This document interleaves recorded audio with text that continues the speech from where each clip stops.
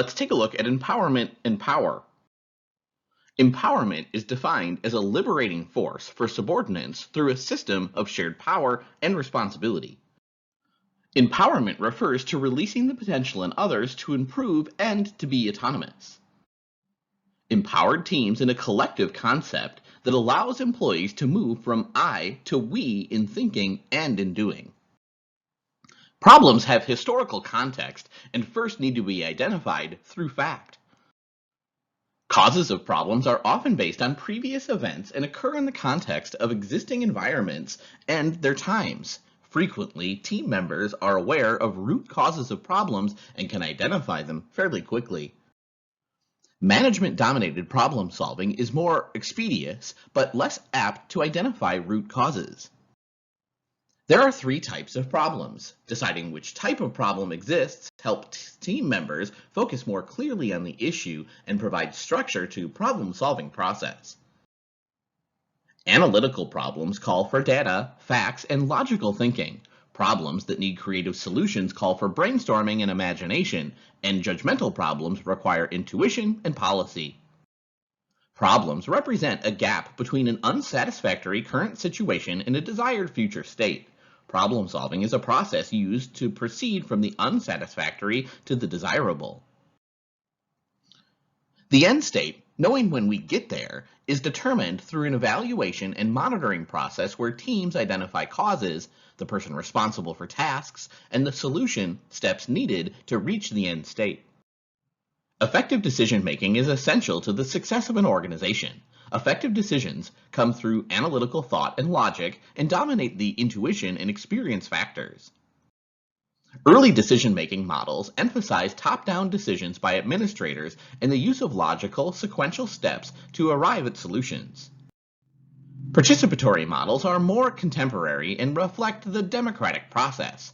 Shared decision-making emphasizes choosing rationally through collective agreement based on the common values and beliefs of decision-makers. Strategic decision-making is nested within the competing interests for resources, power, or authority.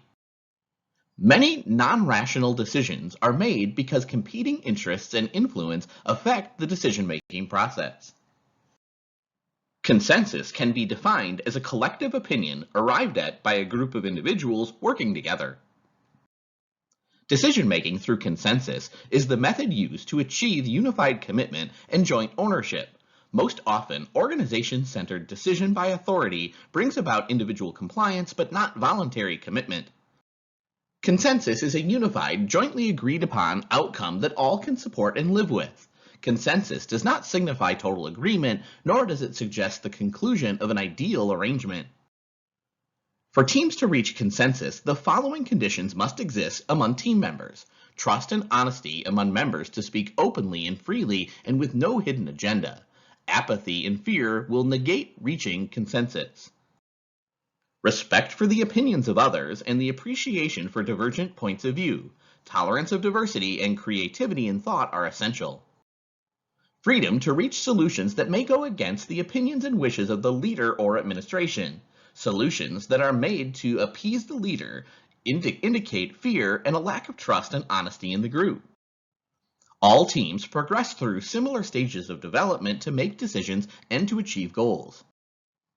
During forming, cautious affiliation to the team exists. Members explore and test relationships. Productivity is minimal as relationships are tentative and guarded and as members are cautious about sharing their ideas and their feelings. Storming is when conflict with others surface with blame and disagreements over team goals. Performance expectations develop and leaders emerge through alliances formed from knowledge, skills, and other desired attributes of the group. In norming, major conflicts are resolved and members begin to focus on team goals by setting aside personal bias. Cooperation is emphasized and work processes and progress are made more rapidly as friendships develop and a more tranquil atmosphere comes into being.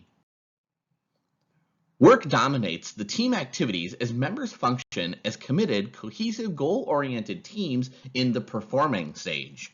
Members take pride in their work and are motivated by peer recognition and receive personal satisfaction from their accomplishment. Mature teams are high-performing teams where group members pride themselves on joint ownership of their achievement. The performing stage is where the real collaboration arises through a cooperative and productive team climate. The use of TQM tools to solve team problems and to make decisions leads to more effective outcomes. Benchmarking is an investigative process where team members make on-site visits to other similar organizations to observe best-in-class programs. This process leads to quality products and services more quickly and efficiently. The following steps are necessary for effective benchmarking outcomes. Carefully review the problem, identify best-in-class programs, analyze the process carefully, plan for and implement the process, and continually evaluate the outcomes and modify them as necessary.